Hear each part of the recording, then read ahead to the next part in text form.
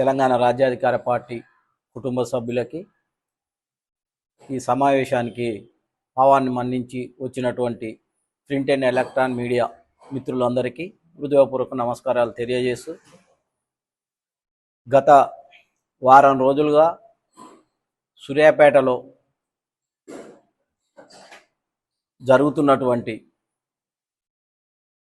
ఒట్టెజానయ్య గారి పైన వజ్ర మిల్లు పైన జరుగుతున్నటువంటి కార్యక్రమాల గురించి తెలంగాణ రాష్ట్ర ప్రజలందరికీ ఒక స్పష్టమైన విషయం తెలవాల్సినటువంటి అవసరం ఉన్నది. ఆ సందర్భంగానే ఈరోజు ఈ కార్యక్రమం ఏర్పాటు చేయడం జరిగింది. గత 2-3 రోజుల నుంచి పత్రికల లోపల, సోషల్ మీడియా లోపల జరుగుతున్నటువంటి ప్రచారం పూర్తిగా అబద్ధము, అవాస్తవమైనటువంటి ప్రచారం జరుగుతున్నది. ఒట్టెజానయ్య యాదవ్ గారు తెలంగాణ రాజ్యాధికార పార్టీ తరపున మరియు బీసీ ఉద్యమాల తరపున తెలంగాణ రాష్ట్ర వ్యాప్తంగా ఈ మధ్యకాలం లోపల చాలా బలంగా నిత్యం ప్రజల లోపల ఉంటూ చైతన్యం చేస్తున్నటువంటి సందర్భాలని అన్ని రాజకీయ పార్టీలు గమనిస్తున్నటువంటి విషయం చాలా స్పష్టంగా అందరికీ తెలుసు.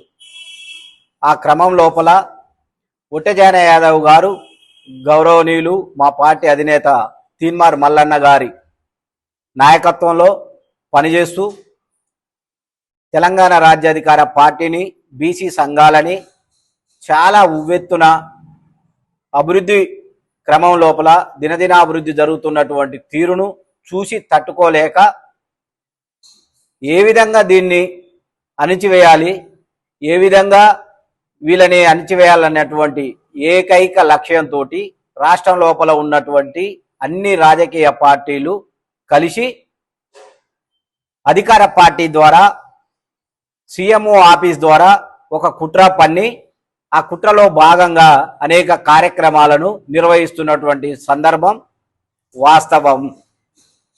ఎందుకు అంటున్నాం అంటే, ఒట్టెజానయ్య యాదవ్ గారి వజ్ర రైస్ ఇండస్ట్రీస్, వజ్ర వికాస్ మార్ట్ అనేటువంటి మిల్లుల ద్వారా నిర్వహిస్తున్నటువంటి ఈ వ్యాపారం ఏదో ఇలా అన్యాయం జరిగింది, అక్రమం జరిగింది, ఒట్టెజానయ్య యాదవ్ అనేట ఆయన మొత్తం ఒడ్లు అమ్ముకుండు, బియ్యం అమ్ముకుండు, ఈ విధంగా మోసం చేసిండు, దాని మీద దాడులు చేసినాం, కేసులు అయినాయి, తప్పించుకొని పోయిండు అనేటువంటి మాటలు బాగా ప్రచారం లోపలికి తీసుకొస్తుండు. దయచేసి తెలంగాణ సమాజం అంతా గమనించాల్సినటువంటి విషయం ఏంటంటే, వాళ్ళు చేసేది మొత్తం ప్రాపగాండా, అందులో ఏ మాత్రం కూడా వాస్తవం లేదు. ఎందుకు అంటే, ఒట్టెజానయ్య యాదవ్ గారు ఎటుపోలేదు. ఒట్టెజానయ్య యాదవ్ గారు ఫస్ట్ నుంచి కూడా చట్టాన్ని గౌరవిస్తూ మా అందరికి కూడా అదే తెలుపుతుండు. చట్టం పరిధి లోపలనే ఏ పని చేసినా ఇప్పటి వరకు చేసుకుంటూ వస్తుండు. మాకు చట్టం పైన, ప్రజాస్వామ్యం పైన అమితమైనటువంటి గౌరవం ఉన్నది. ఫస్ట్ నుంచి కూడా బీసీ సమాజం, వెనుకబడినటువంటి ఎస్సీ, ఎస్టీ, బీసీ మైనార్టీలందరూ కూడా చట్ట పరిధి లోపలనే అంబేద్కర్ పైన గౌరవంతో, అంబేద్కర్ ఇచ్చినటువంటి రాజ్యాంగాన్ని, అంబేద్కర్ ఇచ్చినటువంటి చట్టాలను గౌరవించుకుంటూ చట్టం పరిధి లోపలనే పనిచేస్తున్నాం. మా మల్లన్న గారు కానీ, ఒట్టెజానయ్య యాదవ్ కానీ మాకు నేర్పింది కూడా అదే, మేము నేర్చుకున్నది కూడా అదే, మా తల్లిదండ్రుల నుంచి కూడా మేము అదే నేర్చుకున్నాం. అదే క్రమం లోపల ముందుకు పోతున్నాం. చట్టాన్ని ఎక్కడ కూడా అతిక్రమించలేదు, అతిక్రమించం కూడా. చట్టం పైన, న్యాయం పైన మాకు అపారమైనటువంటి గౌరవం ఉంది. ముందు ముందు కూడా అట్లనే ఉంటాం. కాకపోతే రాజకీయాలు చేస్తున్నటువంటి నాయకుల పైన, మమ్మల్ని తొక్కాలని చూస్తున్నటువంటి నాయకుల పైన అంతకంటే ఎక్కువగా మేము తిరగబడతాం. దాని విషయంలో ఏ మాత్రం కూడా వెనకడుగు వేసేది లేదు, ఎవరికి భయపడేది లేదు. ఇక వజ్ర ఇండస్ట్రీస్కి వస్తే, ఒట్టెజానయ్య యాదవ్ గారు నిర్వహిస్తున్నటువంటి మిల్లులకు సంబంధించి అన్ని మిల్లులకు కలిపి 80,000 మెట్రిక్ టన్నుల ధాన్యాన్ని ప్రభుత్వం నుంచి అలాట్ చేయవలసి ఉంటుంది. కానీ ప్రభుత్వమే రైతులు పండిస్తున్నటువంటి ధాన్యాన్ని వచ్చినటువంటి దిగుబడికి అనుకూలంగా ఇక్కడ ఉన్నటువంటి మిల్లుల రేషియో ప్రకారం ఇయ్యాల్సినటువంటి ధాన్యం కంటే ఎక్కువగా అన్ని మిల్లులకు అలాట్ చేసిరు. అదే క్రమం లోపల వజ్ర రైస్ ఇండస్ట్రీస్ కూడా 280,000కు బదులుగా 216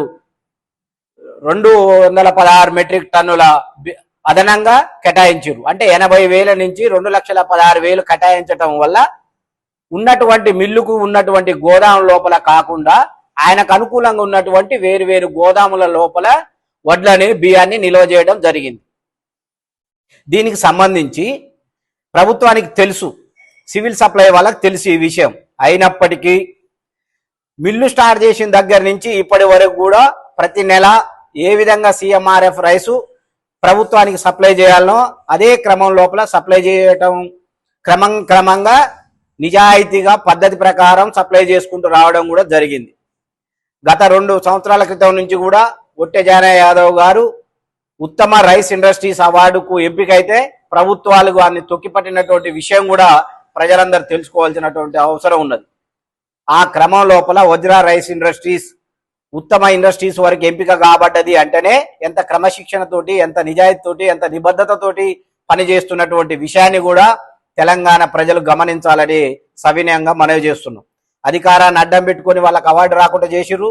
ఒట్టె జానయ్య యాదవ్ గారు రాజకీయ భవిష్యత్తుని బీసీలను చైతన్యం చేస్తున్నటువంటి క్రమాన్ని ప్రభుత్వం చూసి భయపడి ఏ రోజైనా అతి త్వర లోపలే బీసీలు అధికారం లోపలికి వస్తారు, చైతన్యవంతులు అవుతారనేటువంటి విషయానికి భయపడి ఒట్టె జానయ్య యాదవ్ని ఏ విధంగా దెబ్బతీయాలి, రాజకీయంగా ఏ విధంగా సమాధి చేయాలన్నటువంటి ఒక దురుద్దేశంతో ఉన్నటువంటి వ్యాపారాలని ప్రభుత్వం అధికారాన్ని అడ్డం పెట్టుకొని అక్రమంగా దొడ్డిదారుల వచ్చి దాడులు చేసి దీని లోపల ఏదో జరుగుతుందన్నటువంటి అభూత కల్పనలు సృష్టించి ఉన్నటువంటి దాన్ని అంటే మొత్తం 70 కోట్లకు 69 కోట్లకు ఏదో బియ్యం అమ్ముకుంటూ ఒడ్లు అమ్ముకున్నటువంటి ఒక అబద్ధాన్ని ముందుకు తీసుకొచ్చారు.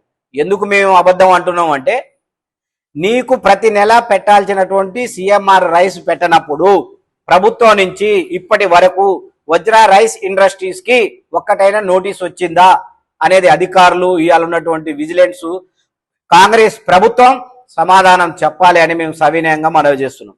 రెండో విషయం, నువ్వు నోటీసు లేకుండా ఒకవేళ నీకు అధికారం ఉండి నువ్వు దాన్ని విజిలెన్స్ ద్వారా తనిఖీ చేసినప్పుడు, ఆ విజిలెన్స్ ద్వారా తనిఖీ చేసినప్పుడు నీకు సంబంధించినటువంటి బియ్యం కానీ ఒడ్లు కానీ ఎక్కడ నిల్వ చేసినావు, దానికి సంబంధించి నువ్వు ఎన్ని రోజుల లోపల సప్లై చేస్తావు అనే నోటీసు తనిఖీ చేసినటువంటి క్రమం లోపల కూడా ఇయ్యలేదు. ఊకనే వచ్చిర్రు, వారి ఇష్టం వచ్చినట్టు తనిఖీ చేసుకురు. ఈడ మిల్లు కాడ ఒడ్లు లేవన్నాయి విషయం వాళ్ళకల్లా వాళ్ళే క్రియేట్ చేసిర్రు. మేము కడతామని చెప్పినప్పటికి కూడా వినకుండా మిల్లును సీజ్ చేసి క్రిమినల్ కేసులు పెట్టి భయభ్రాంతులకు గురి చేసినటువంటి విషయం చాలా స్పష్టంగా అర్థమవుతుంది.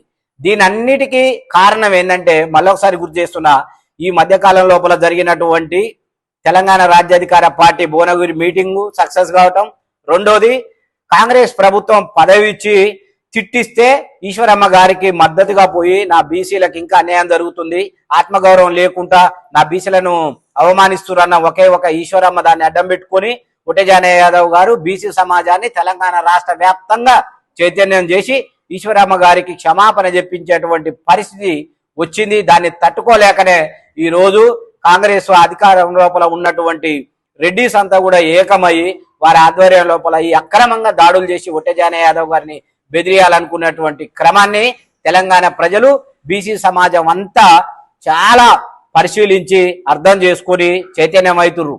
మీరు ఎంత తొక్కాలనుకుంటే ఒట్టె జానయ్య యాదవ్ గారు ఈ తెలంగాణ రాజ్యాధికార పార్టీ అంత ఉవ్వెత్తున లేస్తుంది. ప్రతి విషయం అన్యాయం జరిగిందనేటువంటి మాట మేము అవాస్తవమని చాలా స్పష్టంగా చెప్తున్నాం. జానన్న వ్యక్తిత్వం అలాంటిది కాదు. వాళ్ళు ఇచ్చిన మాట ఇదే చెప్పినాం. ధాన్యము మిల్లుకు అలాట్ చేసిన మాట వాస్తవం. మేము పెడుతున్నటువంటి బియ్యాన్ని కనీసం లోకల్లో ఉన్నటువంటి అడిషనల్ కలెక్టర్ గారికి సమాచారం లేకుండానే విజిలెన్స్ దాడులు జరిగినాయి. ఎందుకు అంటే కావాలని ప్రభుత్వం ఉద్దేశపూర్వకంగా చేస్తున్నది. 69 కోట్లకు సంబంధించినటువంటి ధాన్యాన్ని అసలు మేము చూపించేటువంటి అవకాశం కూడా ఇవ్వట్లేదు. మేము ఈ రోజు నుంచి మీరు పెట్టుకోండి, మా మిల్లు జానన్న గారి మిల్లు కెపాసిటీకి సంబంధించి ప్రతిరోజు మీరు ఎంత సిఎంఆర్ఎఫ్ రైస్ తీసుకుంటారో ప్రతిరోజు మేము అంత మా జానన్న గారు పంపించడానికి సిద్ధంగా ఉన్నారు. మీ 69 కోట్లు జరిగిందనేది పూర్తి అబద్ధం. అవి ఉన్నాయి, మీరు తీసుకోండి. ఈ రోజు నుంచి ఈ రోజు మిల్లు ఓపెన్ చేయండి, జానన్న గారిని తీసుకురండి. ఈ రోజు నుంచి ప్రభుత్వానికి ఏ ఒక్క రోజు కనుక ఆపి మేము బియ్యం కనుక సప్లై చేయలేకపోతే ఆ రోజు మిల్లును జానన్న గారిని మీరు శిక్షిస్తే మేము కూడా మద్దతు ఇస్తామని తెలియజేస్తాం. కావాలని మీ ఒక స్పష్టంగా చెప్తున్నాం. ఒట్టే జానా యాదవ్ అనేట ఆయన తెలంగాణ రాష్ట్రం లోపల ఈ రోజు బీచీలను చైతన్యం చేసే లోపల చాలా క్రియాశీలకంగా ముందు వరుస లోపల ఉన్నాడు. కాబట్టి ఈయనను రాజకీయంగా అంతం చేయడం కోసం మాత్రమే ప్రభుత్వం చేస్తున్నటువంటి డ్రామా ఇదని చాలా స్పష్టంగా తెలియజేస్తుంది.